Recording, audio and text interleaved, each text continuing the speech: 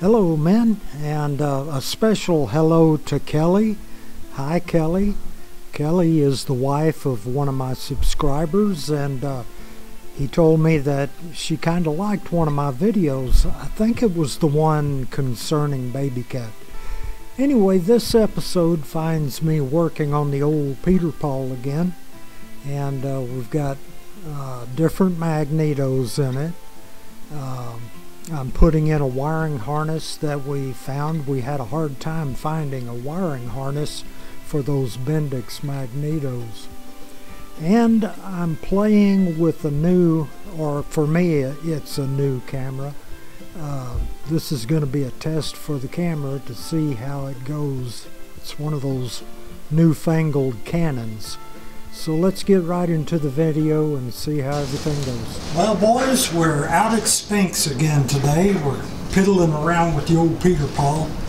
I think the last time we talked about the Pietenpol, we were talking about fuel system and electrical system. We had a magneto that went bad, as you may or may not recall.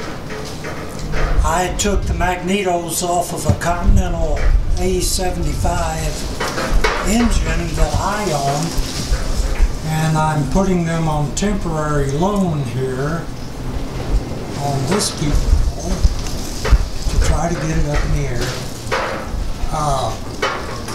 Of course, the wiring harness was brittle, rotten, coming apart, so we discarded that. Looked all over the country trying to find a decent wiring harness that would fit these Bendix mags. Finally found them at Fresno Air Parts. This guy has got a shelf full of new old parts. And believe me, this harness was brand new, still in the Cosmoline. It's a little bit hard, a little bit not brittle, but a little bit stiff from years of sitting. I'll show the box up there in a minute. There's a yellow tag on it. But it's brand new, never been used. Okay. This is the box that it came in, the harness came in. It's still got the Cosmoline paper it was wrapped in. Still has the yellow tag.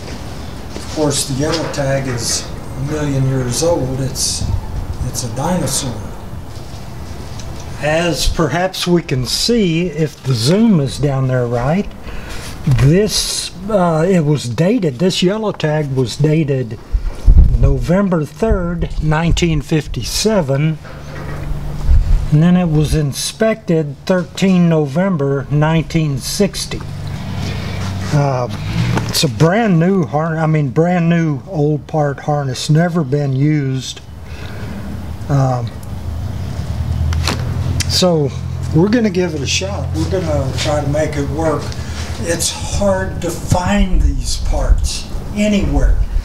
And I'm sure you've been wondering, well, dadgum, why are the guys taking so long getting back onto the Pietenpol project? Well, it's simple, fellas. We've been tracking down parts, and the old Eisman magnetos that we had, we can't hold a gun to anybody's head and get them to sell us any parts for an Eisman mag. So I went down to the Flybaby project, the one we picked up in Brownwood, that came with a 85. I believe it came with an 85 Continental. Pulled the Bendix magnetos off of that and brought it down. And then discovered, when I got it back down here, that they're left-hand rotation. And this engine takes right-hand rotation magnetos, so those magnetos were out. So we got to looking and couldn't find any parts for the Eismans. So, you know, we were in a sort of a dilemma, and I looked all over the country. I called probably 6 different places trying to find parts for those old Eisman mags. Now I'm sure that somebody in a hangar somewhere in the country has got about 5 million of those old mags laying around. Of Of course, I think they haven't been manufactured since around 1958, 57, something like that. But they made a bunch of them. I don't know where they've all gone. I guess they've all been used up. So we got to looking at the slick magnetos, buying a brand new set of slicks. I went over to this engine. I bought this engine about 4 years ago from Harold Stieber in Brownwood. So pretty low time Continental A75. It came off of a Pietenpol. And then before that it came off of a J3 Cub. So anyway, I bought it. And it's been sitting here. I've had that engine sitting back for a project. Either another Pietenpol or a carbon cabin. I'm thinking I'm probably going to put it in the Corbin, unless I can figure out a way to trade that engine in and figure out a way to get one of those new veneer radial engines, which would, oh man, I'd love to have one of those. If any of you guys out there at Veneer building those radial engines, fellas, I need one of those 80 horsepower radials. You know, have mercy on a poor boy and just send me 1 or 2, maybe 3. I'd really be grateful. So anyway, I had this engine on standby down here, and so I came down and pulled the Bendix magnetos off of it. I knew it's got the right, the correct magneto rotation. So I pulled them off of that and put them on the Pietenpol's engine. And then we had the problem with the wiring harness. And the wiring harness that I got with this engine, it was supposed to have been the harness that came with this engine. Well, as things work out, it wasn't. They gave me a wiring harness from HELL. I don't know where that wiring harness came from, but it doesn't fit anything that I've seen. So anyway, that's where we're standing. I am hooking up the wiring harness onto, oh, and another thing. Now, this engine originally came to us with the Champion M41E non-shielded spark plugs. When we were working on the airplane, one of our helpers dropped a couple of them and ruined them. So we decided to put the Champion SR88 shielded plugs in its place. I don't know if you can see it back up there, but they're shielded plugs.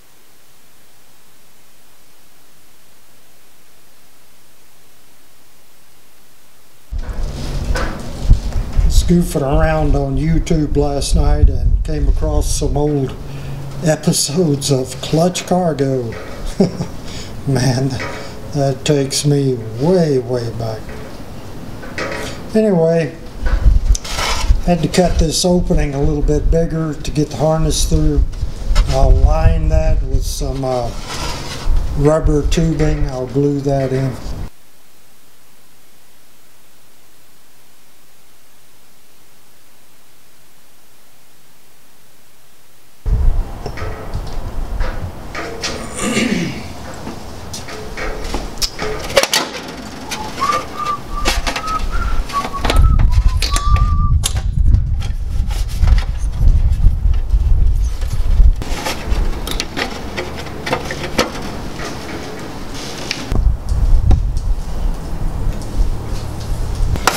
Looking at old movies and stuff,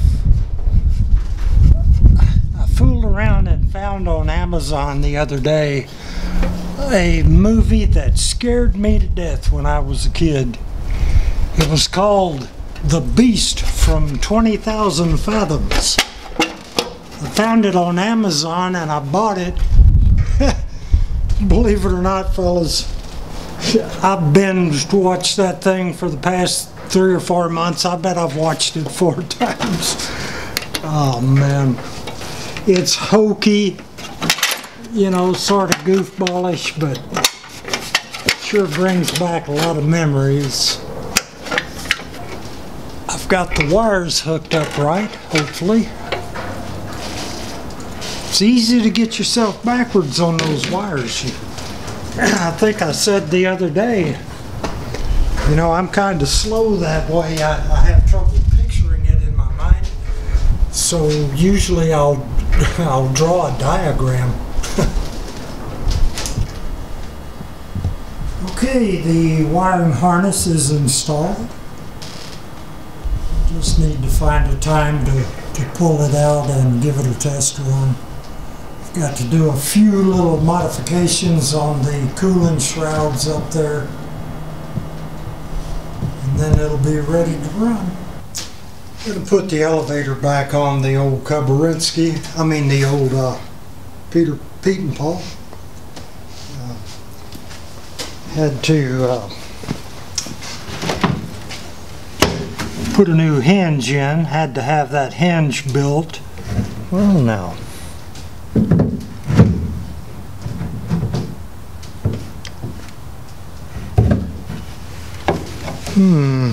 What has happened here?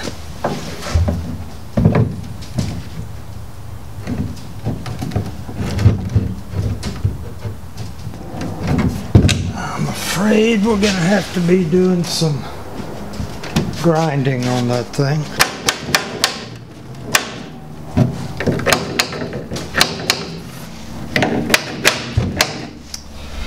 There we go. That only took about 14 cuss words. Alright. Let's line our little Carter Penarinsky's up. Install a little baby cotter pin. What was that?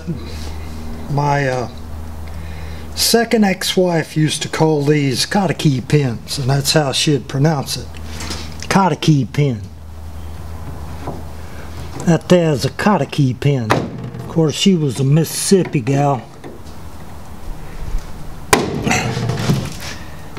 And she had a Mississippi temper, buddy. I'm telling you, I barely escaped that marriage with my life. Of course, it was short-lived.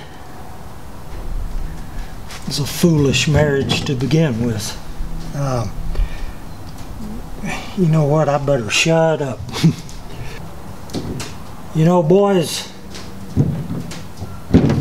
if I hadn't have been out chasing women all that time, I could probably own a doggone Stearman and a Waco cabin by now. Another rear one Sportster. Okay, come on, baby. Let's don't be giving Daddy any trouble here. There we go. Lovely.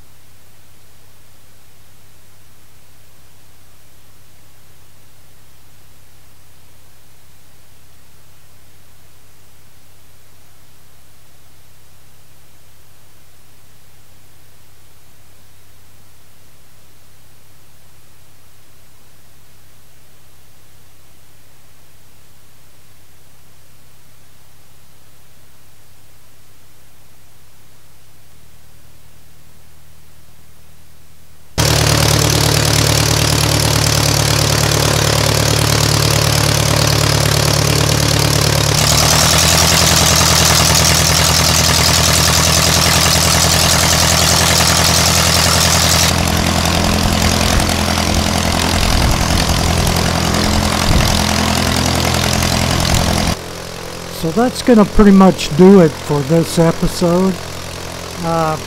Just stay tuned. There's some more work to be done on the airplane. I'm going to do some work on the fuel system. I'm going to eliminate that header tank and a few other odds and ends. But stick with me, boys. We're going to get this old girl flying whether she likes it or not. And hopefully we can get some good aerial footage of it. So as always, men, thanks a lot for watching.